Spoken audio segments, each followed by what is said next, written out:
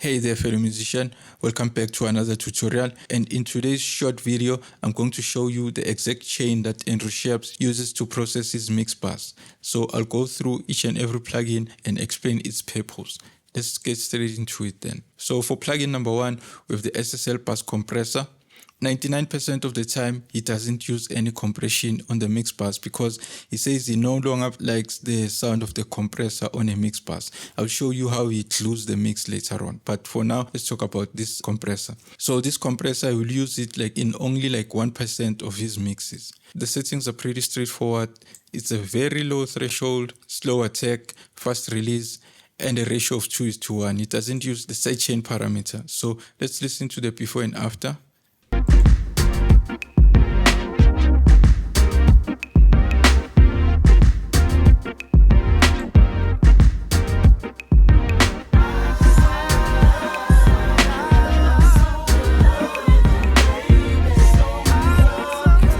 The compressor is only doing around -2 of gain reduction max. He uses the SSL bus compressor just to focus on the kick and the bass, to glue the kick and the bass. That's why he's not using the sidechain parameter.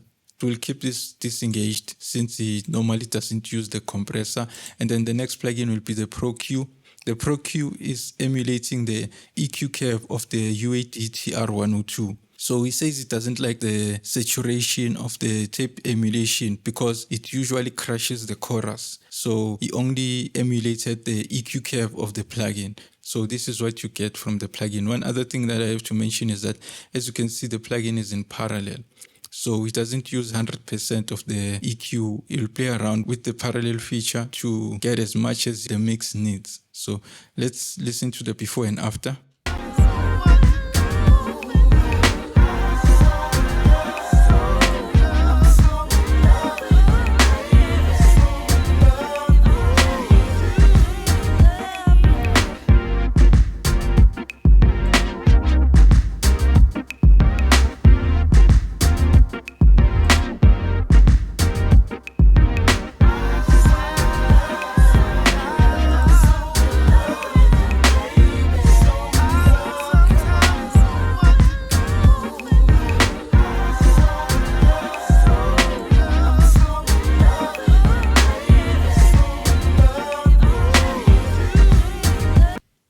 So the plugin is reducing a lot of boxiness in the mix, a little bit of harshness. It also adds brightness and a little bump in the low end to give the mix that weight and heaviness. That's the Pro Q. And then that's followed by the PX Digital. The PX Digital, he uses it for the stereo width. He also has a small boost in the top end, only on the sides, just to brighten the sides. One other thing that you'll use is the bass shift if the mix is sounding a little bit muddy. So you'll use the bass shift to bring up some of the bass and also cut off some of the muddiness. So he uses this sometimes, not always. Let's listen to the mix with and without the PX Digital.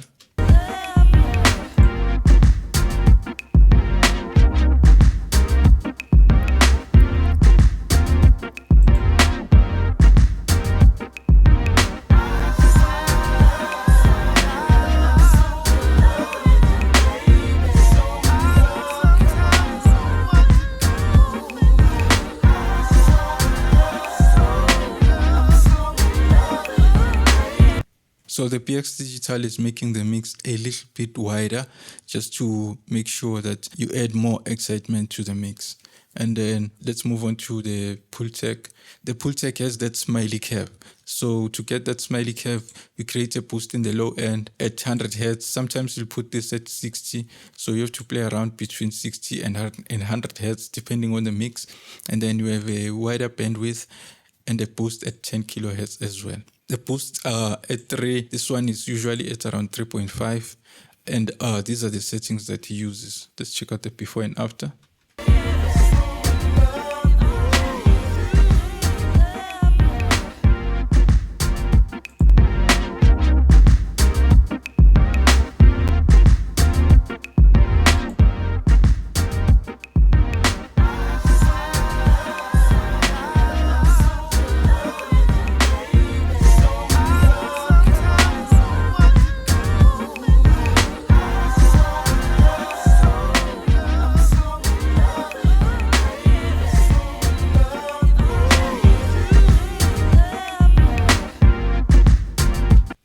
So obviously there's some volume change, but you can tell that it's adding more weight and brightness to the mix. And it's important for me to mention that whenever it starts the mix, it will switch off everything. But these two plugins, the BX Digital and the Pultec, will always be on. As soon as it starts mixing, this will always be engaged. And then you'll engage the other plugins as it keeps mixing the song. And then let's move on to the reverb. So to clue his mix, he uses the T-verb. The T-verb is just there to add a short decay. As you can see, the decay is at 1 second, and then the mix is at 15%. One other thing that he changes is on the third mic, he creates a small cut of -5 dBs. Let's listen to the mix with and without the reverb.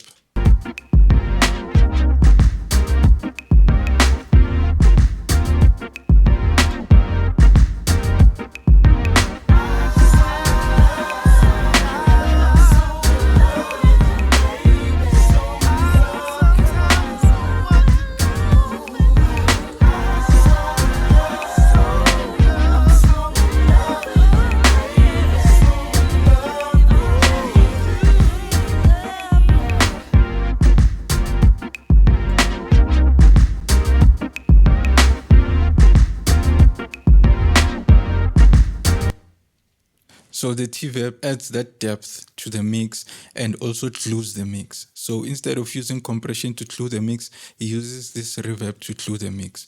One other important thing to mention is that whenever the T-verb adds more reverb to the reverbs that you already have in the mix, you'll definitely need to automate the plugin. He says he automates the mix during certain parts of the song, and during certain places he might also automate the bypass button. So make sure that you listen carefully throughout the entire song to make sure that this reverb doesn't affect other reverbs that you already have in the mix. And then finally we have a limiter.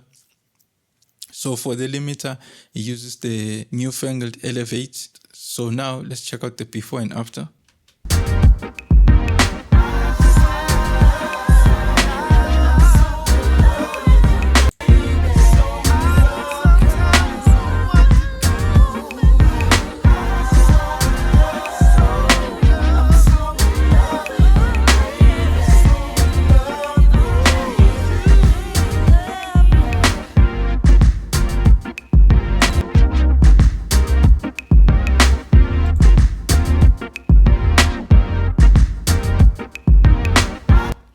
So as you can see, the limiter is not adding any volume. It's just there to take care of the loudest peaks in the mix, to shape off the transients and make sure that the mix stays consistent throughout the entire song. And then he says he prefers this limiter because it sounds transparent as compared to a lot of other limiters. So this is a 3-stage limiter. The first stage is the limiter, and then from here it goes through the transients. So each and every transient that is shaved off is being brought back by the limiter, and then from there on it goes into a clipper. So that's why he loves this specific limiter. And then in some mixes I've also seen him use Limitless by DMG, which is also a great limiter as well. He says he also loves this one because it also sounds transparent. So let's check out the entire mix with and without the entire chain.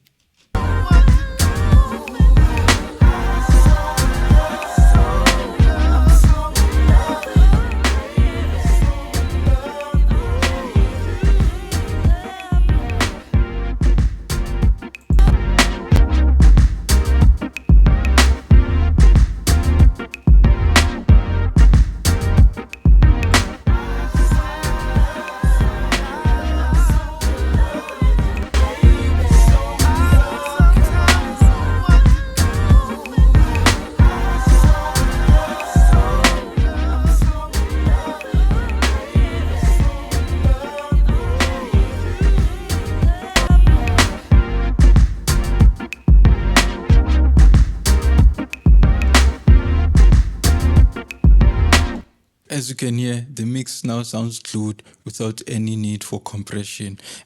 If you're still struggling with depth, make sure that you check out my previous video where I reveal Jason Joshua's secret to dealing with depth. It will help you place your instruments and get full control of your mix. So make sure that you check out my previous tutorial.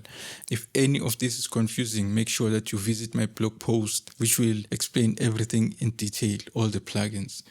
And that's it for now. Take good care of yourself. Cheers.